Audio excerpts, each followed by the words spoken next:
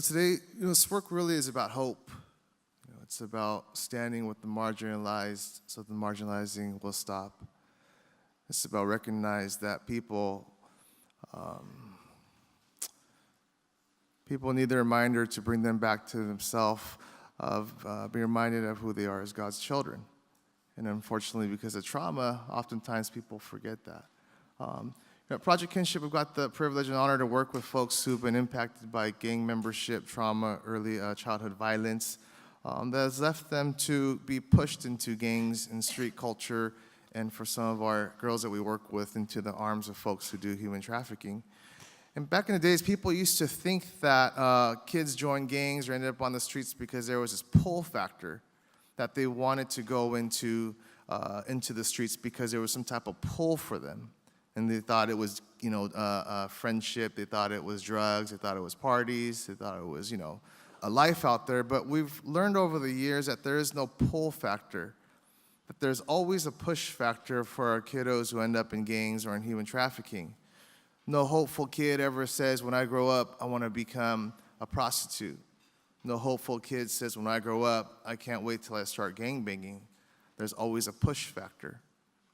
So at Project Kinship, knowing this, we've decided to create a place where folks who can find a home where there is no home, a place where folks who feel marginalized could feel normalized within the confines of our organization. And so we always talk about community. So before we start, if you just do me a favor, we always do this at all of our workshops and conferences, is spend like just 30 seconds.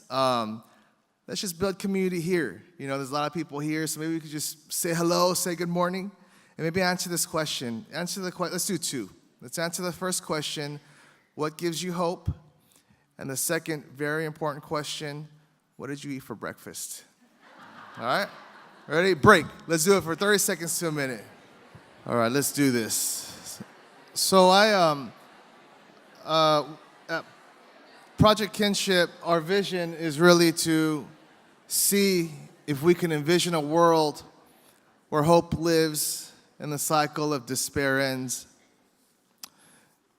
It's to be with folks like yourselves here who've taken the time on a rainy morning, on a Saturday morning, to say, we want to be a part of this movement of creating a world where hope lives and the cycle of despair ends.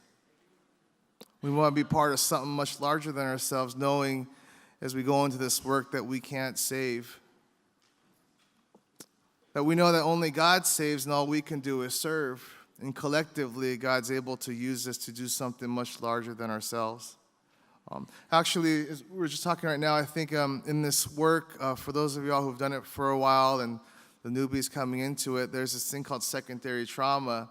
And as human beings, the more stories you hear, you'll either get burnt out or you'll create psychological dissonance. Things begin to weigh on you because you experience things that are so abnormal. My job in the morning is to get my 9-year-old son Noah to school every morning on time. Anyone take their kids to school? Yeah. Anyone have difficulty taking your kids to school? Well, in kindergarten, we used to do the same thing, and we were late every single morning. And he'd have his hair all messed up, and I'd park in the red zone. He'd jump out, and he'd run to the fence every morning. I have it on video if you don't believe me. And he'd run towards the fence, and as the staff is closing the fence, his little Ninja Turtle backpack's bouncing up and down. And after he crosses the fence, I used to wait when he was in kindergarten. Now he's in 4th grade, he doesn't do it anymore, but in kindergarten, I used to wait because after he'd pass the fence, he'd turn around, he'd wave. And he'd turn around with his little Ninja Turtle backpack and run to class. And that's funny, in 4th grade, he still runs, even though we're not as late.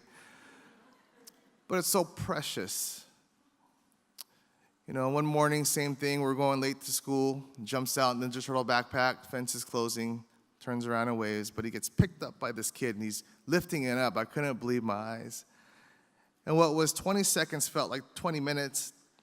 And I had to get out of the car and say, hey, we don't do that. I dropped my son. He drops him. My son runs out, and his backpack goes. He goes to class. And I was bothered all day. I was like, you should have given him an uppercut or something, But I'm not promoting violence, but, I got triggered. So when I get home, it was bothering me all day. I said, Noah, what happened this morning? And he's like, what are you talking about? He goes, I'm fine, Dad. That's my friend. And one, I realized we didn't grow up the same way. And two, Noah has support. And he has somebody when he comes home to that will love him, talk to him, and walk with him in this thing called life. And he lives in a community where it's not plagued by gangs today. On that same route, after dropping off Noah, I had the privilege of going into a community where resilience lives, where so many kids who wake up each day having to experience so many challenges make it to school each day, maybe not on time, but they make it to school. They're able to make it home to take care of their brothers and sisters, and they're able to live life navigating the best that they can at young ages of elementary school and high school. And I'm reminded that there are kids who struggle, and there are kids who are just trying to make it each day, and they do, and they show us, and they teach us what it means to have resilience and courage. And we want to walk with them and join them in creating this world where hope lives. And we want to be a part of their larger movement of creating a world where we begin to dismantle despair. As believers, we know that this comes through our faith. We know that we have something very special that oftentimes gets distorted in all these other things when it comes down to, are we able to see folks who are on the margins as our own? And are we able to serve them rather than being served? In this service, are we open to being served back? There's this Father Greg Boyle at Homeboy Industries talks about this mutuality. He even goes as far as saying that everything he's learned over his 30 years has been taught by gang members, everything that is noble, true, and of value. And I believe that's true in our work. And so that's what we do. We want to be a part of that mission, and today I believe that all of us here are part of that same mission, and it's our to be with friends in this type of community in a church. So what I want to do is, I know we're getting short, but I want to talk about this unspeakable pain. Is it 1 minute? We have 1 minute left? Uh-oh. Maybe 5? Can we have 5 minutes?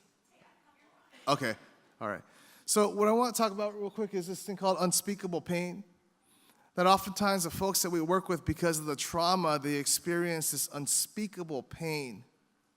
This pain that has no words. And how do you begin to heal from this unspeakable pain? And let me just read this, and I'm going to turn it over because I'm already talking way too much. So let's do this. So this unspeakable pain in here, it talks about restoration beginning at the moment when people believe they're more than the worst mistake of their past. And sometimes it's when people believe that they're more than the worst thing that's happened to them. Some of people's stories in the beginning of their lives are written for them versus them being able to write their own stories. And oftentimes it begins with trauma and abuse. I'm going to stop with that because I want to bring my friend and hero, Raymond Sanchez, who teaches us at Project Kinship what it means to have experienced so much in life, but is now on his journey of healing and providing service to thousands of folks in our community by his commitment and dedication. And so, Raymond, I know that changing it up a little bit, maybe just talk a little about yourself, your unspeakable pain, and what healing looks like for you. Okay, thank you, Steve. You guys hear me? Yeah, there you go. Thank you once again. So I'm going to just reflect a little bit about my life and what healing, how I came to heal pretty much. And I grew up right down the street right here in Santa Ana. So some of you guys know that's a gang-infested city. And like Steve said earlier, we don't run, we run from something. I was running from a broken home. And I ran into the streets, and being a broken child, I ran into a lot of broken individuals, that were in the same category as me. So joining a gang at an early age, not knowing what trauma was or what the streets were going to bring, I got heavily involved in gang activity. And from an early age, from 12, 13, I was in and out of the justice system. All the way to I was 18, I was in and out of juvenile hall. I think a total of like 16, 17 times. I lost count. Went to every facility that they had in Orange County. And I wasn't prepared for the trauma that I was going to encounter. When I was 16 years old, I was shot for the first time. And not knowing what trauma was, I continued to be that broken individual, and I was back in juvenile hall for a gang association. And when I was 18, I was shot again. I was shot point blank with a shotgun, and I was left dead in the streets. I was paralyzed. I was able to overcome that, and I was able to regain some mobility in my legs again, but still live with disabilities. But at that time, I didn't know what hope was. There was no hope for me in the streets. So it's like you live a life, you know the hammer's coming, and you just brace yourself because you're really going to take whatever comes with you. My hope was only to make it to I was 19, 20. I didn't have no other type of hope. And still heavily involved because I have no other type of options. I was shot again at 23. And I was just like I said, that all this traumatic experience that I was going through was building up inside of me so much that I was so broken. I had so much trauma in me that I didn't know how to heal. And when I was at the age of 30, I was sentenced to federal prison for 10 years. And I continued to be that broken individual. So in my 30s, I was in prison. And it wasn't there till I started to restore myself a little bit. I started to educate myself. And I started to, because I dropped out in the 8th grade. I had no type of education. So I got some mentorship in there, and I started to educate myself. And that gave me some kind of self-worth. And I was like, okay, well, I am better than what I was. And I went through a lot of therapy in there, which helped, and I went through a lot of, CBT training. I went through 500 hours of, in what do they call it, the therapeutical program, which, taught me a lot of coping skills, my thinking errors, and how to overcome obstacles. But I was still that broken individual.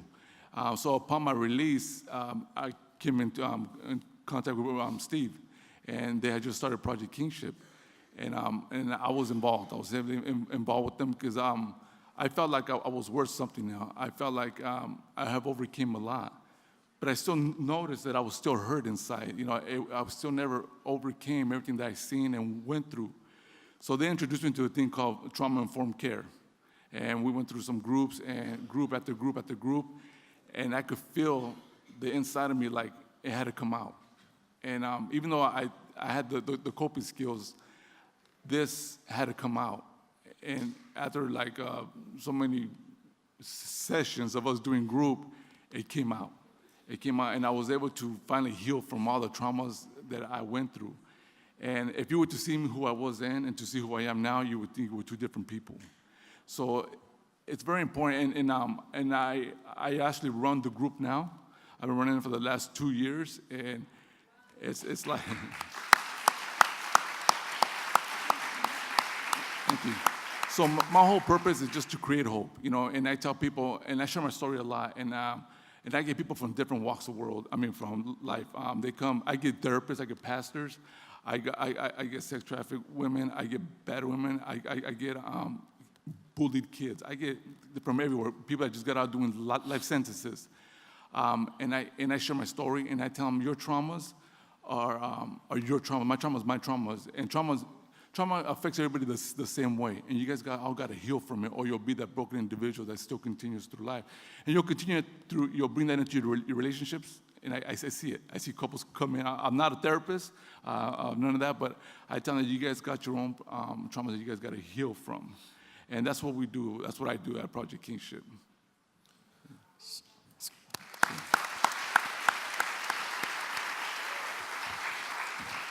For the sake of time, I know if you want to hear more from Raymond, please come see him later in his workshop. He's got so much to share. I see Ricardo back there, Jimmy, DNA, all the folks who put in this work. I'll just end our piece like this. We moved into our new facility at Project Kinship about 8 months ago, and we had the privilege to, try to stay low pro, but it's kind of hard to do these days. But they asked if I would write a quote, and I said, yeah, sure, I'll write a quote. And this quote was going to go up in the front lobby, and so I felt very honored, A little bit I felt like, cool, I get to have a quote up there. I'm usually not lacking for words, but I had writer's cramp. Anybody ever have writer's cramp? I got nervous because everyone's going to see it, and it was maybe it's an arrogance thing or something, or a pride thing. I said, well, it's got to be good, or I don't want to look stupid. So I was trying to come up with a quote that everybody would see when you walk in, and put the candles on, put a little Mariah Carey on, and I was trying to write this quote, and I couldn't figure anything out. And maybe a cumulative about 10 hours worth of trying to write this thing over a week, I came up with something like, even in your darkest moment, never give up hope. There's a beacon of light that leads to a community of kinship, to all the abandoned and brokenhearted, welcome. Something like that, right? Decent. So I go, let's put that up. But the day before, they go, well, maybe we should ask around. And I'm like, I just spent 10 hours on this thing. Like, who would you ask around? And I said, I don't know, maybe Ruben. And I like Ruben. And Ruben is somebody who got juvenile life as a kid. And because of a certain proposition that passed, he let him out after about 15 years. Tattoos all over his face. And just the sweetest of souls. He's actually our greeter when you walk in because he's that gentle. And within 5 seconds, you forget about the tattoos as your soul meets his. And we asked him, so I get, hey, Ruben, check out this quote. What do you think? Trying to convince him that, it's a good quote so we can just get this thing going. And I tell him the whole long-winded quote, and he goes, pretty good. I was like, all right, well, what would you put up there? And he said, well, I would never want my words up there because he's way much more humble than myself. And in 10 seconds, 10 hours, 10 seconds, because, well, if I did say something, I'd like to see, welcome to kinship, where judgment and pain are left at the door. You are home. 10 hours, 10 seconds.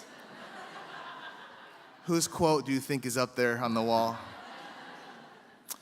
And we asked him, Ruben, why did you come up with that quote? And he says, everywhere I go, people look at me like they bit into a sour lemon. But when I come to Project Kinship, I feel like I'm at home.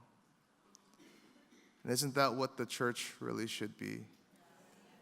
Where the most marginalized, the most outcasted could find a place without judgment and shame, and they're embraced with the love of God. That begins this process of restoration and healing. If that's not faith, I don't know what is. Thank you.